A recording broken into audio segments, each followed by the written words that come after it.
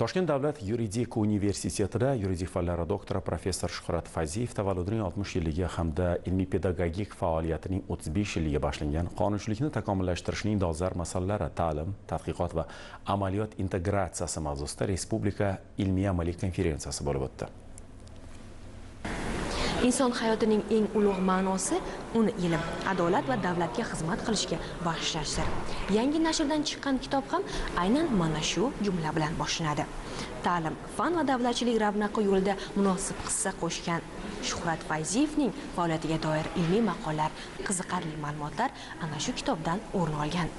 Ushbu konferensiyaning dolzarbligi shundaki, 2016-yildan boshlab O'zbekistonda islohotlarni huquqiy ta'minlash, ularni huquqiy jihatdan yanada mustahkamlash uchun juda ham ko'plab sohada islohotlar boshlandi va aynan mana shu islohotlarni takomillashtirish uchun yuridik ta'lim ham huquqiy islohotlar bilan birga rivojlanishi kerak edi. Aynan mana shu sohada ko'p yillik mehnat qilayotgan olimlarimiz qatorida ustozimiz Shuhrat Hasanovich Fayziyevning ham hissalari juda ham katta.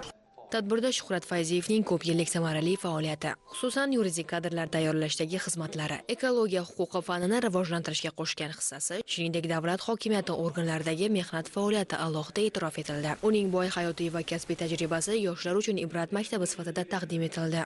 Toshkent davlat yuridik universitetida bu an'ana hozir juda yaxshi yo'lga qo'yildi. Olimlarni, professor o'qituvchilarni mana shu ilmiy faoliyatini, ilmiy merosini o'rganish, uni yoshlarga targ'ib qilish. Bir olimning faoliyati bu faqatgina ekologiya huquqi yoki aytaylik agrar huquq yoki davlat va jamiyat boshqaruvi ishlari faoliyati yo'nalishida olib borganligini masalan ham targ'ib qilish, ham uni yoshlarga yetkazish va shu yo'sinda olimning mehnatini qadrlash va ulug'lashga olib keladi. Men o'ylaymanki, olimning shonli pedagogika va ilmiy yo'li, davlat va jamiyat boshqaruvidagi ishtiroki albatta bu ishlarning inikosi hisoblanadi.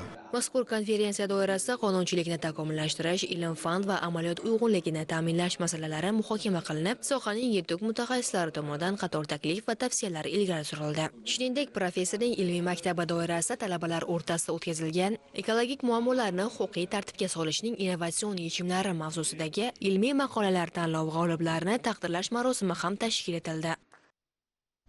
Hozircha shu dasturlarimizni kuzatib boring. E'tiboringiz uchun rahmat.